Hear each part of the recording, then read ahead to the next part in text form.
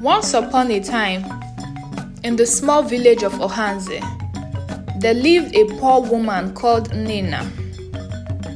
NNENNA was the only survivor in her family from the previous war between her village, Ohanze, and the neighboring village. The war made the people of Ohanze lose so much lives and properties, and NNENNA was one of the few victims who survived the war. She managed to escape during the war, but lost her entire family to it. NNENNA, just like other villagers, struggled to get back on her feet and rebuild her wealth.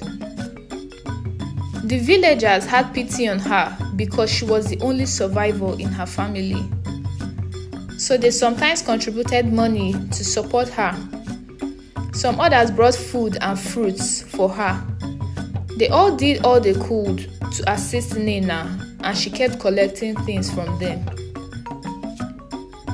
So the villagers came together one day to have a meeting, and they finally came to the conclusion that they could not keep providing every single need of NNNA. She needed to also stand up and help herself, as she was not a child. A few of them in the meeting went to inform NNNA about their decision, as she agreed to it. So they came to an agreement that Chike, one of the richest men in the village, employed NNNA in one of his very big farms. She would work there and he would pay her at the end of each day. The next morning, NNNA resumed at Chike's farm to work. He showed her the area she was to work on and left her to go about his day, only to return in the evening to see that she had done nothing. He was surprised to meet her sleeping, as there was still so much work to be done. When he asked her why she didn't work, she gave him flimsy excuses. Chike paid her for that day, but told her not to repeat what she had done again. The next day of work and several other days, same thing happened. NNNA slept all through and refused to work. Chike could not take it anymore, so he sent her home and told her not to come back. He reported this to other villagers and told them that he couldn't continue paying someone who doesn't work for him. They were considerate and assumed that the farm work was too difficult for NNNA and decided to give her something less strenuous.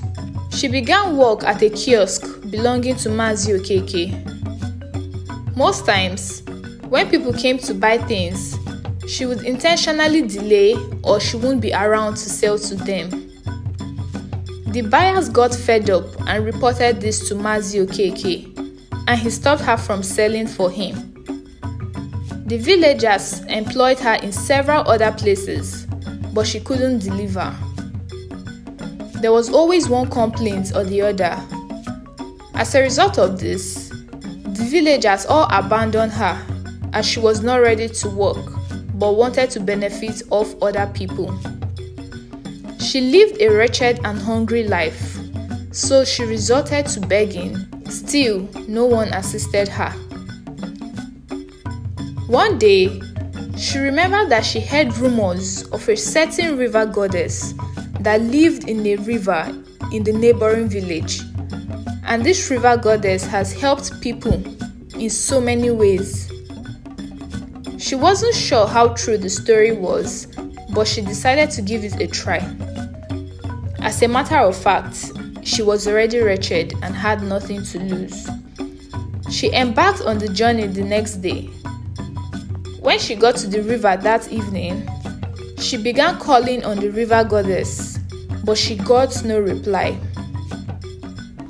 It was late in the evening, and she decided that she would spend the night at an abandoned hut close to the river because it was dangerous going back home at that time.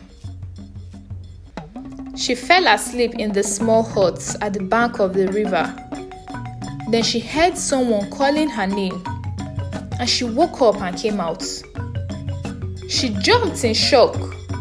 To her greatest surprise, the river goddess was standing before her.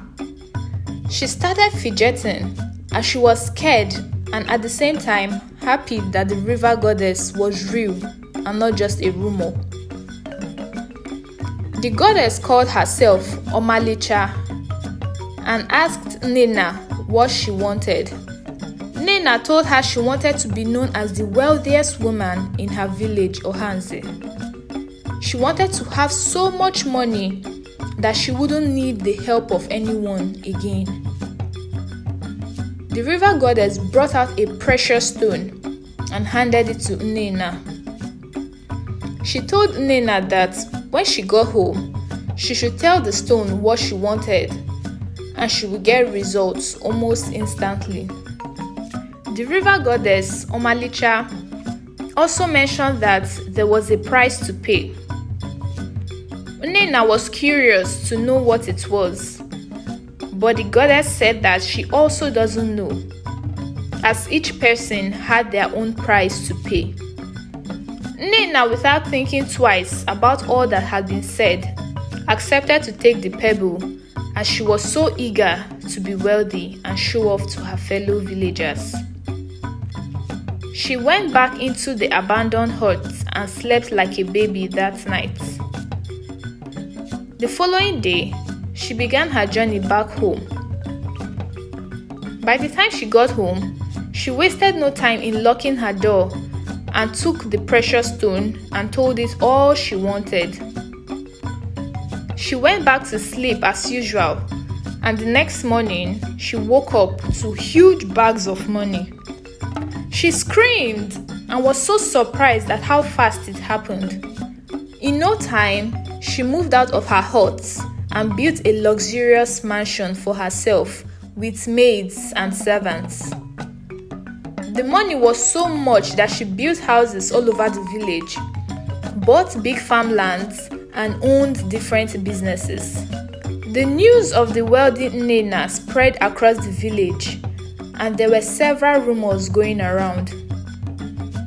Some people believed that the wealth was as a result of her hard work and God's blessing to her, while the others believed she involved herself in diabolical practices.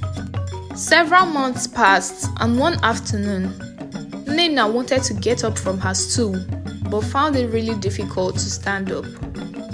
She had to call on one of her best maids, Chidera, to come assist her. Whenever NNNENNA went out to have fun, she realized that she kept getting weaker day by day. Most of the time, she avoided going out and would rest at home in order not to get too tired.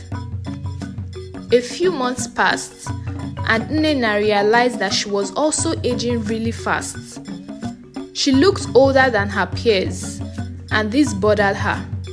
She returned to Omalicha, the river goddess, and asked what was wrong with her.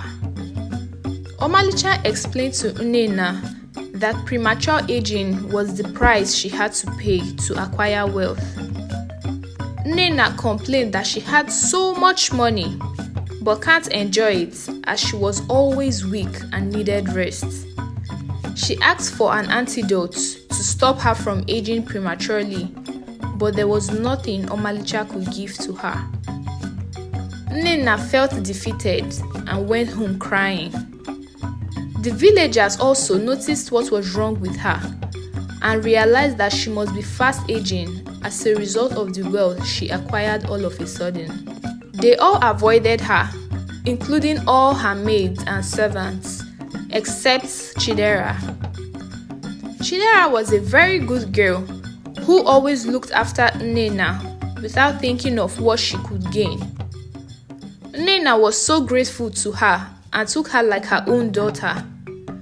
She asked NNNENNA what the cause of her problem could be so that she would help, but all NNNENNA could do was cry because she felt embarrassed to say what she put herself into, all because of being wealthy.